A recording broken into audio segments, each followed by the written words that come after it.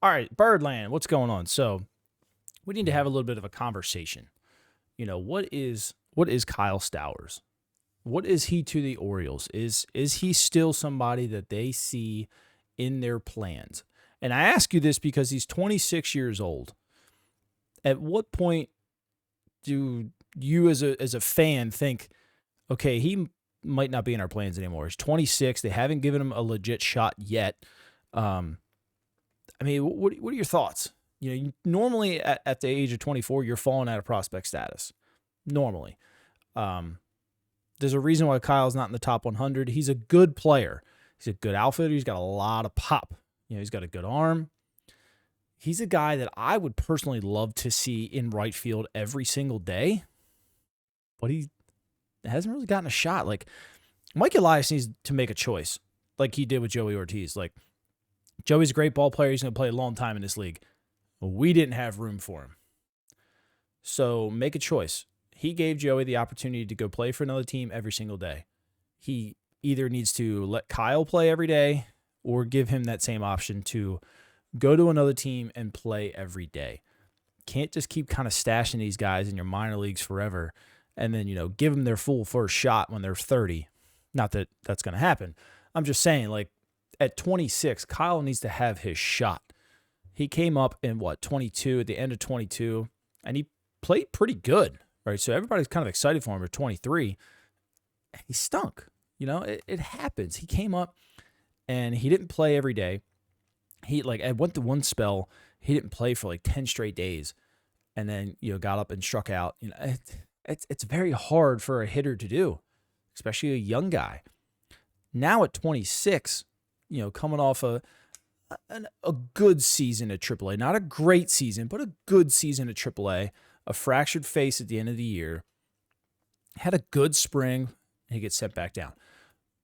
What are we getting out of Kyle Stowers in this organization? That's my question to you. How do you view Kyle Stowers in this organization? What do you feel like Mike Elias is thinking? So let's discuss that down in the comments, but back to it. You're either going to use him, so we got to create room. And that's the biggest question here is, how do you create the room? Do you get rid of Cedric Mullins? Do you get rid of Austin Hayes? Is it worth getting rid of those guys because they are proven good major league players? Or do you just ship this guy off and hope he doesn't become a monster? Like, they have some serious questions in that outfield, and it holds a guy like Kyle back. And like I said, I like Kyle. He hasn't been given a totally fair shot, but he also hasn't gone out and just grabbed the bull by the horns and said, I'm going to force you to make me play. That's a little on him, and the other half I'm going to say is a little on Mike. We just got to figure out what they want to do with this guy.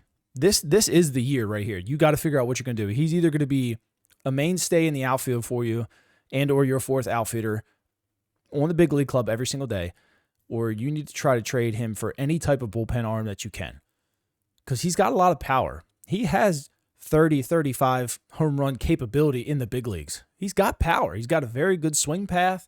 He's got a good arm. He's a good outfielder. He does swing and miss quite a bit. And, if he's not driving the ball to the gaps, he's getting out, which is fine. He's a 240 to a 250 hitter. They just need to kind of figure out, is that okay for this team? This team going forward, 2024, 2025, 2026. Is he in those plans or is he not? So what do you guys think personally? Again, let's use that comment section. Let's talk about this a little bit, because this isn't going to be the only conversation we're going to have of a player like this. So let's get that ball rolling. I'll catch you guys in the next video.